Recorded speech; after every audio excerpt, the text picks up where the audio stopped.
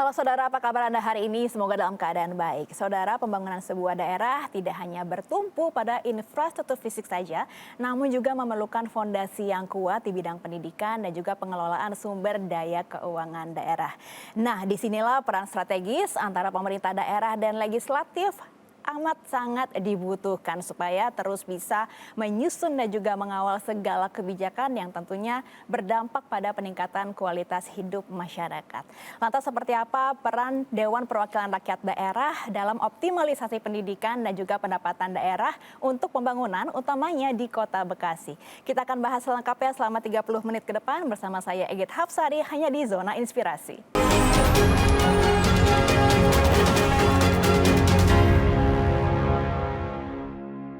Baik saudara, untuk membahasnya sudah hadir bersama saya di studio Kompas TV Wakil Ketua 2 DPRD Kota Bekasi, Bapak Faisal SE. Halo Bapak, apa kabar? Ya, baik, sehat, alhamdulillah. Dalam keadaan baik dan juga tetap Siap. semangat ya. Ini kita kenalan dulu, dengar-dengar Bapak Faisal ini salah satu unsur pimpinan termuda di DPRD Kota Bekasi. Betul ya Pak ya? Insya Allah. Insya Allah. Masih milenial nih dengar-dengar ya. Iya, lumayan. Pimpinan muda, baik. Kalau kita berbicara mengenai pendidikan, ini tentunya menjadi salah satu hal yang sangat penting ya dalam pembangunan gitu. Tapi apa saja kira-kira persoalan atau kendala yang dihadapi mengenai sektor pendidikan di Kota Bekasi, Pak? Ya, oke. Bahkan kalau boleh saya tambahin, bukan hanya sekedar penting, karena memang ini menjadi hal wajib buat pemerintah untuk menyelesaikan persoalan pendidikan. Nah, kalau bicara di Kota Bekasi, memang ada beberapa persoalan yang memang urgent sekali, dan ini terjadi dari tahun ke tahun. Pertama, tidak seimbangnya antara kelulusan SD di kami yang rata-rata per tahun itu sekitar 50.000 siswa dan daya tampung SMP negeri itu sendiri yang mungkin hanya sekitar 45%. Nah, ini persoalan pertama yang kalau kita lihat di Kota Bekasi ini masyarakat kita lebih cenderung pengen anaknya itu di sekolah negeri gitu ya? gitu. Sedangkan daya tampung ini masih belum memadai. Artinya pemerintah hari ini dituntut untuk bagaimana menyelesaikan persoalan terkait infrastruktur atau ketersediaan unit sekolah baru untuk bisa merata di Kota Bekasi. Karena kalau dibandingkan sekolah swasta tentunya akan lebih ekonomis gitu ya jika anak masuk ke sekolah negeri. Artinya sekolah swasta pun juga memang sudah banyak di Kota Bekasi dan memang negeri lebih difavoritkan untuk masyarakat kami, dan solusinya memang hari ini pemerintah harus benar-benar membuat pemetaan secara rata Kota Bekasi, wilayah-wilayah mana yang memang perlu ada unit sekolah baru. Gitu. Ini harus bisa diselesaikan. Nah, kalau unit sekolah barunya ditambah bagaimana dengan kuantitas gurunya? Apakah sudah cukup? Ya, kalau bicara penambahan unit sekolah baru ini kan memang boleh dibilang program agak menengah ya. Karena hari ini kita harus menyajikan persoalan ini dengan penyelesaian jangka pendek. Nah, sedangkan sekolah existing yang di Kota Bekasi saja, informasi terakhir itu kami masih mendapati kekurangan tenaga pendidik, pengajar atau guru itu hampir 2.000 lebih. Wow. Nah, di satu sisi kementerian terkait kan juga melarang untuk menambahkan kayak semacam ASN atau non ASN itu kan dibatasi sekali. Nah, kemarin kami dari DPRD sudah mengusulkan kepada dinas terkait untuk bagaimana melaporkan ini ke kementerian untuk mencari solusi.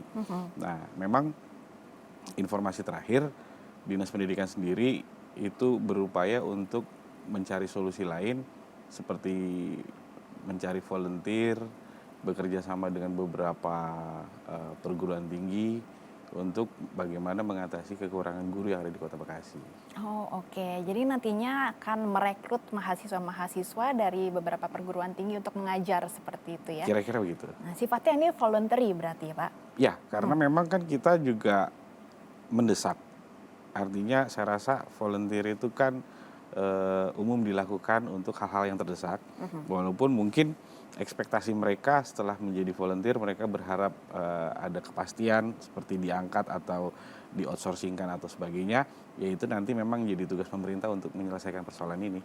Dan ini masih terus digodok ya, bagaimana skema yang sesuai supaya bisa mutual satu sama lain begitu. Betul. Minatnya sejauh ini bagaimana Pak?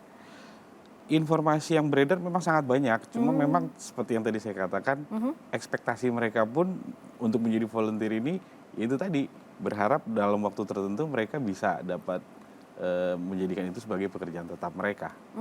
Oke, selain itu apa rencana-rencana besar lainnya terkait dengan sektor pendidikan di Kota Bekasi?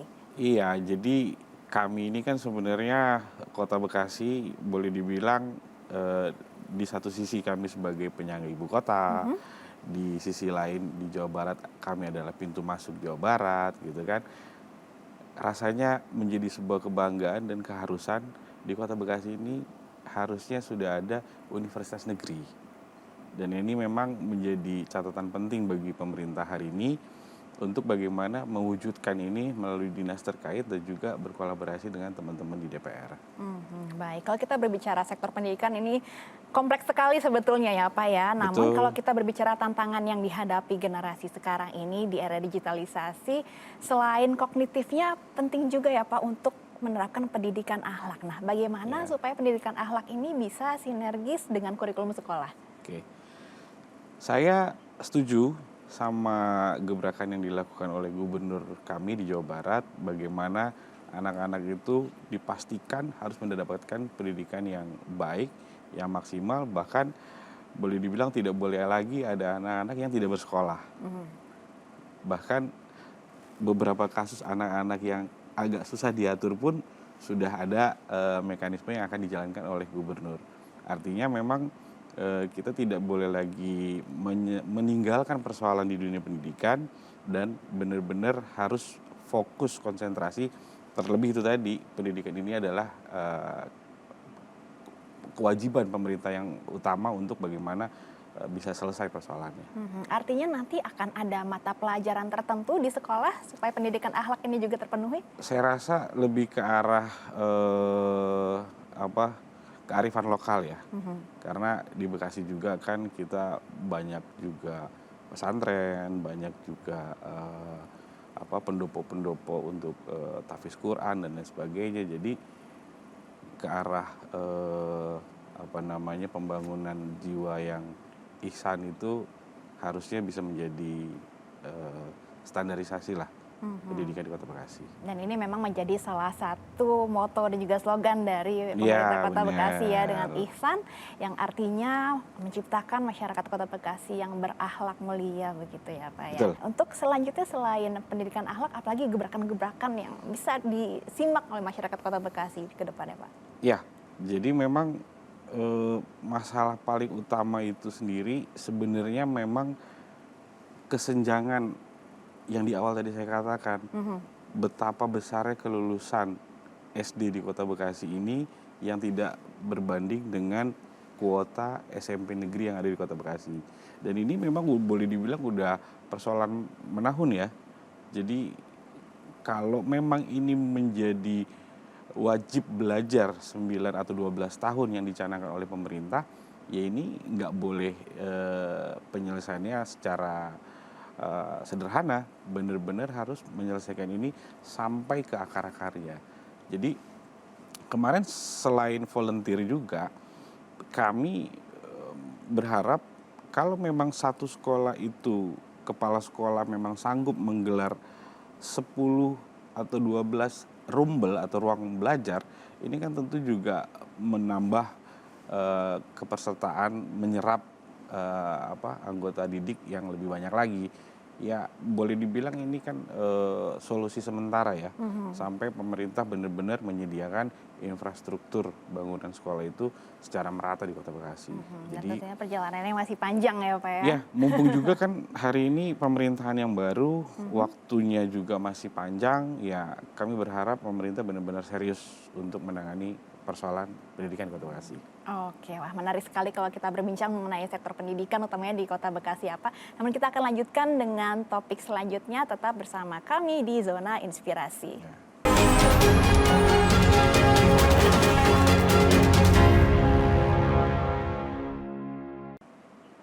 Anda kembali menyaksikan Zona Inspirasi Saudara, masih ditemani oleh Wakil Ketua 2 DPRD Kota Bekasi, Bapak Faisal SE. Jika di segmen sebelumnya kita membahas tuntas mengenai bagaimana meningkatkan mutu pendidikan di Kota Bekasi, namun kita tentunya tidak bisa melupakan bahwa optimalisasi pendapatan daerah ini juga penting untuk pembangunan ya Pak ya. Betul. Nah di Kota Bekasi ini kira-kira sektor apa saja yang diproyeksikan menjadi penyumbang terbesar dalam pendapatan asli daerah Pak? Ya.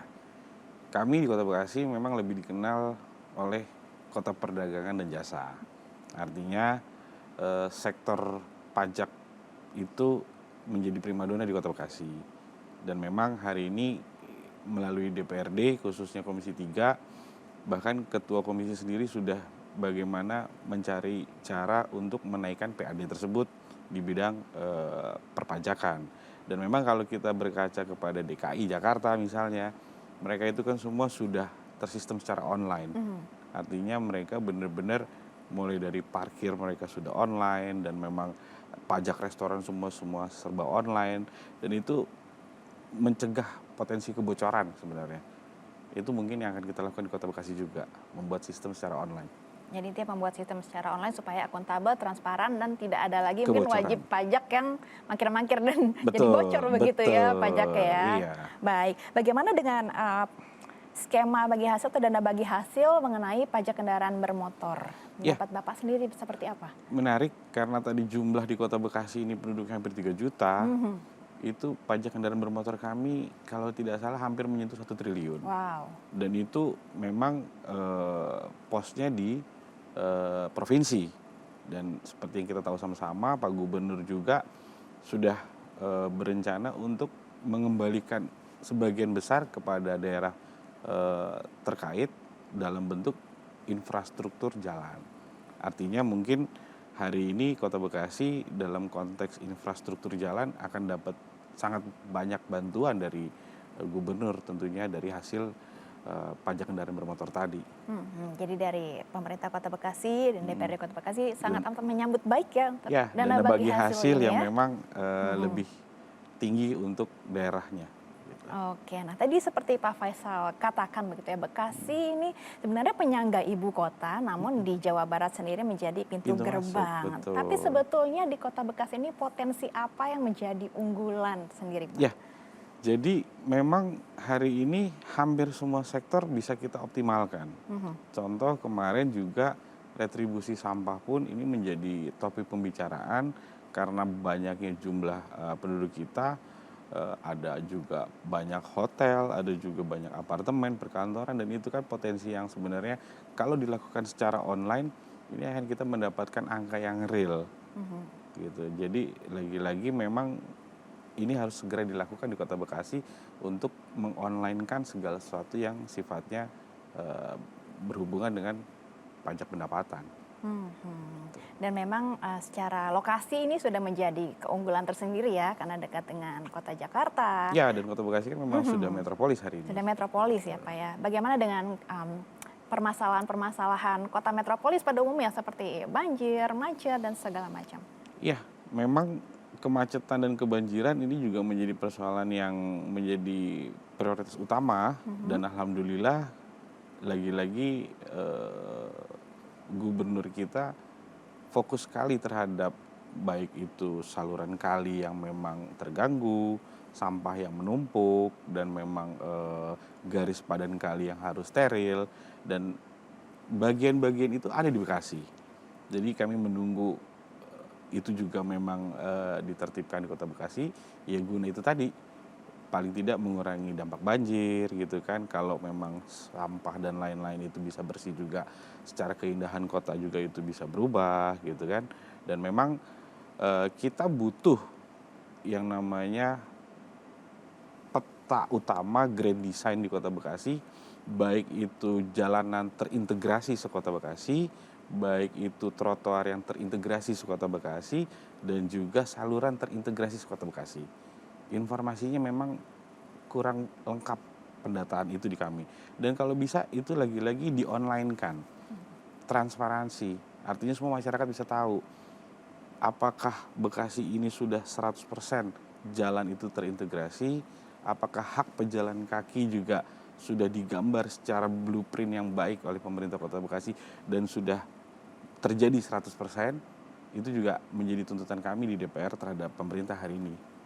Dan tentunya dengan infrastruktur yang prima ini membutuhkan pengelolaan sumber daya keuangan yang optimal tadi, balik Ya, lagi ke karena memang digitalisasi, betul pembangunan transparansi. kita butuh pembiayaan.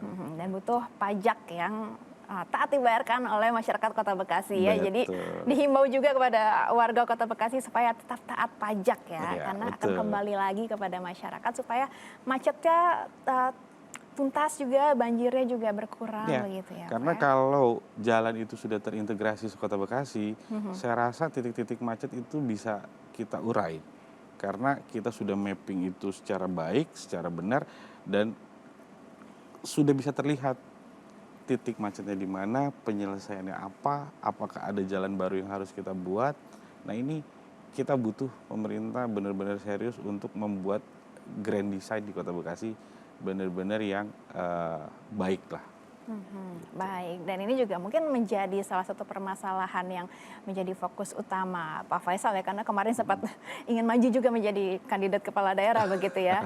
Jadi kurang lebih fokus utamanya seperti itu ya Pak, dari pendidikan dan juga dari pendapatan asli daerah yang terus Betul. ditingkatkan. Ya, selain itu juga kan memang ada OPD-OPD memang di kita itu memang fungsinya memang penghasil.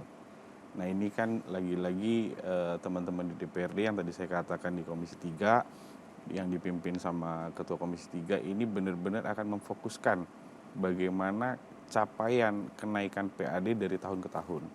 Karena terakhir kami rapat kaitan penetapan APBD 2025 ini hanya kenaikan itu di angka 5%. Dan itu sebenarnya kami sangat kecewa sekali sama pemerintah pada saat itu, dan kami rapat, kami diskusi, seandainya ini semua bisa di-online-kan, dan kemarin juga teman-teman Komisi 3 pernah studi komparasi di salah satu kota di Jawa Tengah, pada saat itu di-online-kan, ini sangat-sangat signifikan. Bahkan informasi yang kami dapat itu bisa 100% pada saat awal-awal ya, karena memang perubahannya drastis sekali gitu loh.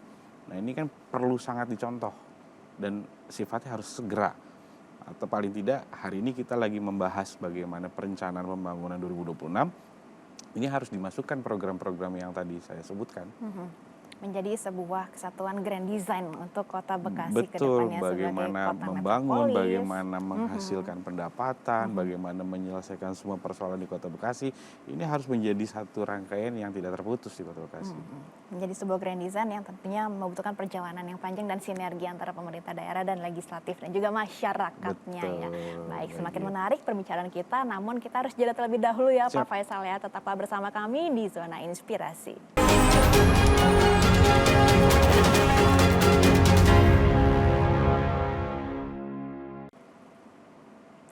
Terima kasih Anda masih menyaksikan Zona Inspirasi, masih bersama saya Wakil Ketua 2 DPRD Kota Bekasi Bapak Faisal SE, dan kami masih membahas mengenai optimalisasi pendidikan dan pendapatan daerah untuk pembangunan Kota Bekasi. Kalau kita tadi sudah bahas di segmen sebelumnya mengenai kualitas pendidikan dan juga bagaimana supaya bisa mengoptimalisasi pendapatan asli daerah. Nah, kita ngomongin targetnya nih Pak. Dalam peraturan Wali Kota Bekasi di tahun 2024 nomor 58 ditetapkan bahwa target pendapatan asli daerah 2025 untuk Kota Bekasi sebesar 4,09 triliun rupiah.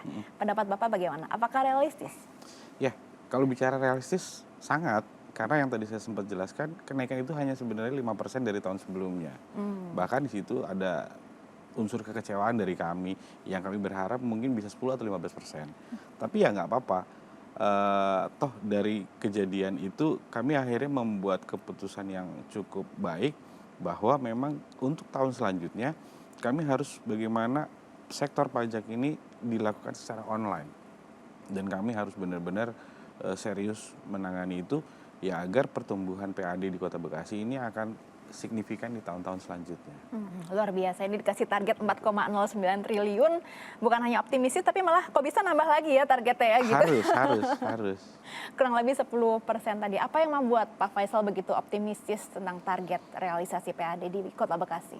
Ya, karena memang hari ini di Kota Bekasi itu iklim investasi juga cukup baik, ya.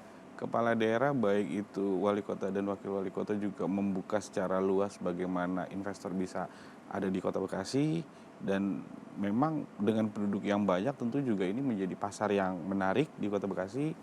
Dan ya apalagi kalau tadi kami berhasil menanamkan konsep online tadi itu di Kota Bekasi dan itu berjalan sangat baik, tentu ini menjadi optimisme tersendiri di Kota Bekasi. Begitu ya, karena Kota Bekasi sendiri dikenal sebagai kota perdagangan dan jasa, Betul. dan ini untuk perdagangan dan jasa ini sudah bertumbuh pesat ya sejauh ini ya Pak ya. Betul. Jadi sangat optimistis, bahkan kalau bisa Harus ya, optimis. lebih lagi dikejar target ya, begitu Bahkan ya Pak. target kami mungkin di akhir masa jabatan pemerintahan hari ini, Bekasi sudah harus menyentuh 2 digit. Wow, luar biasa dan targetnya. Semoga bisa tercapai nih, melebihi target yang ditetapkan oleh peraturan wali kota tadi ya. Pak, kalau dari rincian sumber PAD atau pendapatan asli daerah, ini pajak daerah ini mendominasi ya sebenarnya dengan target 3,56 triliun rupiah. Nah, apa strategi konkret dari DPRD ke depannya untuk mencapai target ini?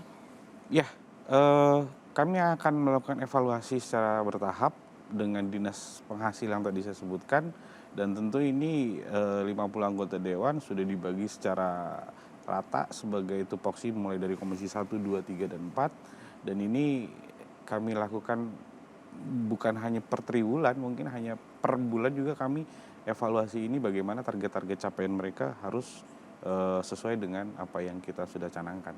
Nah, karena tadi Kota Bekasi sendiri lebih fokus kepada kota perdagangan dan jasa, tapi banyak sekali pakar ekonomi atau ekonomi yang menyebutkan bahwa 2025 ini ekonominya penuh tantangan. Nah, bagaimana pendapat dari Pak Faisal mengenai prediksi-prediksi tersebut? Ya, sebenarnya ini tantangan yang kita harus jaga baik-baik, khususnya Kota Bekasi, karena kita berada di sana, kita mengenal persoalan-persoalan yang ada bersama pemerintah, dan memang ini harus kita selesaikan juga tahun demi tahun ini secara baik. Satu hal ya, saya sepakat juga sama efisiensi yang diutarakan Presiden, dan itu juga kami lakukan di Kota Bekasi.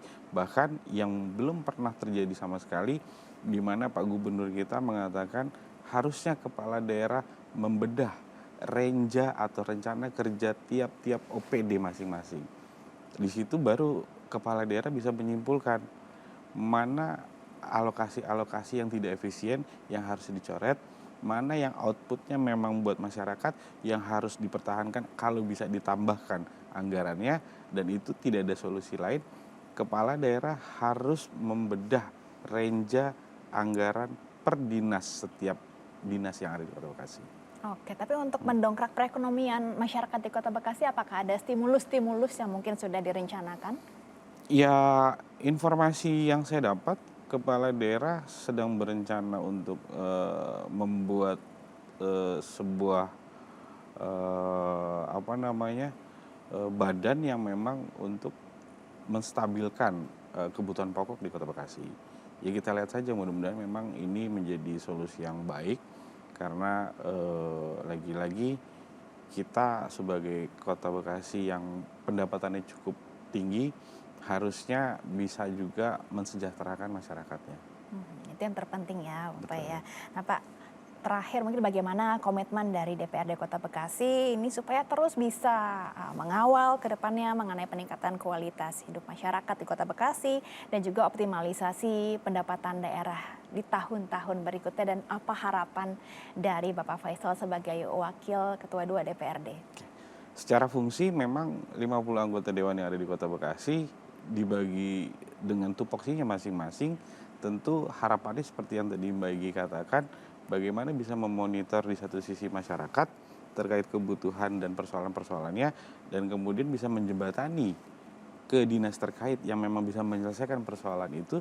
Dan itu kami lakukan benar-benar 5 tahun penuh baik itu melalui reses yang 3 kali dalam setahun, baik itu RDP setiap persoalan yang memang ada, dan memang kunjungan-kunjungan di dapil yang memang hari-hari kami ini memang kan dekat dengan masyarakat, dengan stakeholder, RT, RW, kami mendengarkan persoalan dan itu kami lakukan setiap saat. Mudah-mudahan apa-apa yang sudah dilakukan oleh teman-teman bisa mengurai persoalan yang ada di masyarakat yang mungkin belum terdengar di pemerintah, dan menjembataninya itu kami dalam 5 tahun ke depan akan maksimalkan itu sebagai anggota dewan. Dan memang yang paling dibutuhkan oleh masyarakat adalah wakil rakyat yang bisa mendengar suara rakyatnya Betul. sendiri begitu ya. Ya, Terima Mbak kasih Igi. untuk waktunya Bapak Faisal Sama-sama, SE, Mbak Igi. Wakil Ketua 2 DPRD Kota Bekasi. Semoga dengan kinerja-kinerja dan program-programnya ini bisa mewujudkan Kota Bekasi yang maju, sejahtera dan ihsan. Betul ya Pak ya? Siap. Lebih